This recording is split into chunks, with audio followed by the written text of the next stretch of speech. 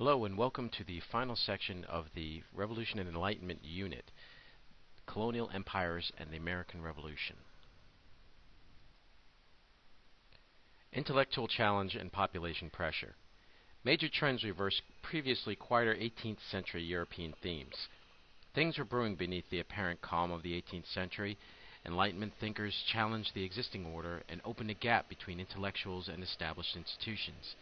Enlightenment thinkers challenged regimes that did not grant full religious freedom or that insisted on intellectual privilege.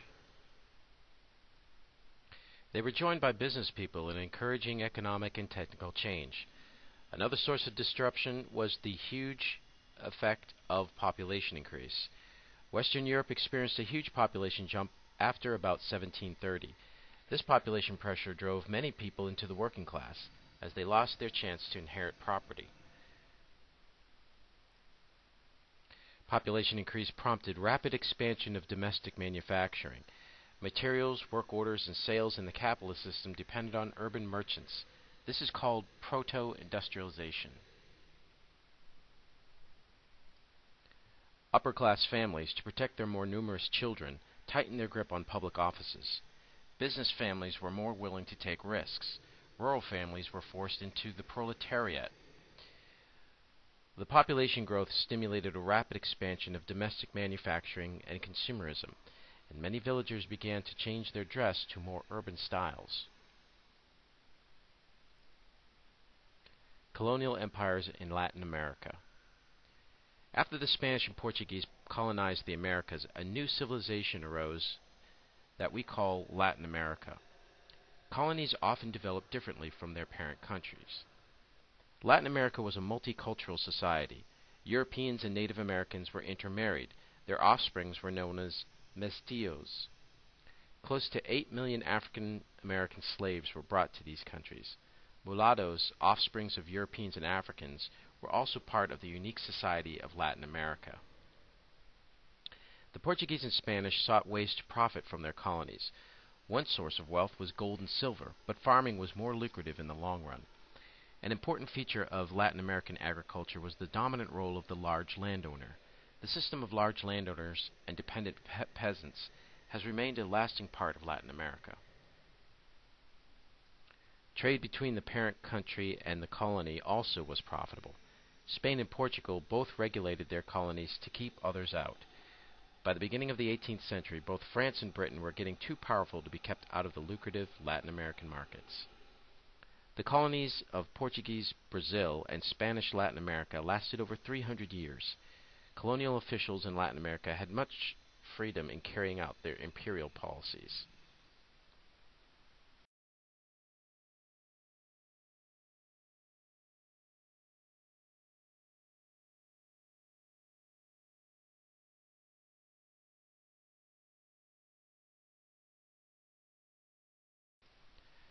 Britain and British North America. The United Kingdom of Great Britain came into being in 1707 when the governments of England and Scotland united. The term British came to refer to the English and the Scots. The monarch and Parliament shared power in 18th century Britain.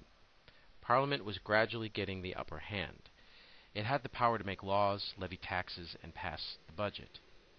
A new dynasty, the Hanoverians, took power in 1714. From the first Hanoverian king, George I, their chief ministers were allowed to handle Parliament, and so were powerful. Robert Walpole was prime minister from 1721 to 1742. The middle classes wanted Britain's trade and empire expanded. One place for expansion was North America, where Britain controlled Canada and 13 colonies on the eastern coast of the present United States. Merchants in the colonial ports of Boston, Philadelphia, New York, and Charleston did not want British governments to run their affairs. Colonies had their own legislatures and often acted independently.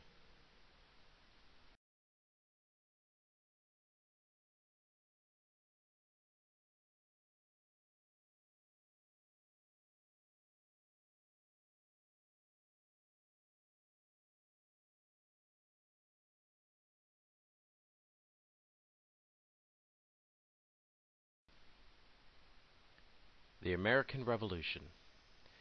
After the 7 Years' War, Britain needed more revenue from the colonies. In 1765, Parliament imposed the Stamp Act.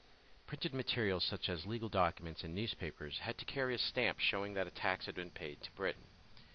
After strong opposition, the act was repealed in 1766. The American colonies in Great Britain had numerous crises throughout the 1770s. The First Continental Congress convened in 1774. Fighting between Britain and the colonists erupted at Lexington and Concord in 1775. In 1776, the signing of Jefferson's stirring Declaration of Independence formally declared the colonies' intent for independence. The help of foreign countries was essential to the colonies' cause. France supplied arms and men, and formally recognized the American state in 1777.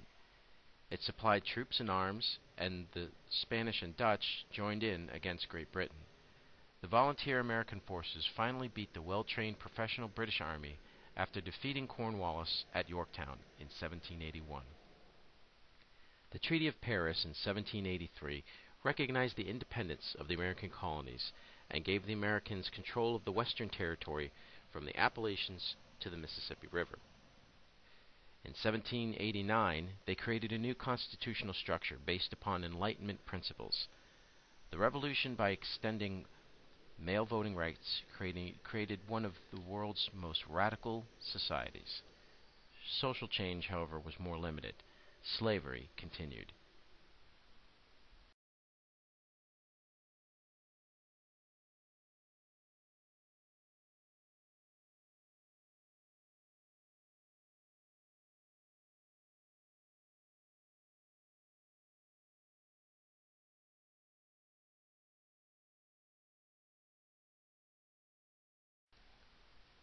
The birth of a new nation. The 13 former colonies were now states, having created a new social contract. They had little interest in forming a country with a strong central government. Each state kept to its own affairs, as the weak Articles of Confederation showed. Soon it was clear the government under the Articles lacked the power to deal with the new nation's problems. In 1787, delegates met to revise the Articles. That meeting became the Constitutional Convention. The delegates wrote a plan for a new national government.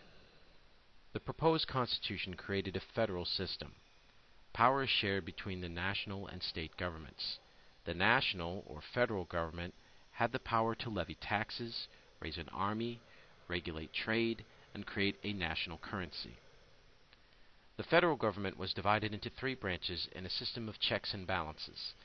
The president, or executive, had the power to execute laws, veto the state's acts, supervise foreign affairs, and direct military forces. The second branch, the legislative, consisted of the Senate, elected by the state legislatures, and the House of Representatives, elected directly by the people. The Supreme Court and other courts made up the third branch, judicial. The courts were to enforce the Constitution as the supreme law of the land. The promise of a Bill of Rights helped get the Constitution adopted. These 10 amendments guaranteed freedom of religion, speech, press, petition, and assembly. They gave Americans the right to bear arms and to be protected from unreasonable search and seizures. They guaranteed a trial by jury, due process of law, and the protection of property rights. Many of these rights were derived from the natural rights proposed by the 18th century philosophers.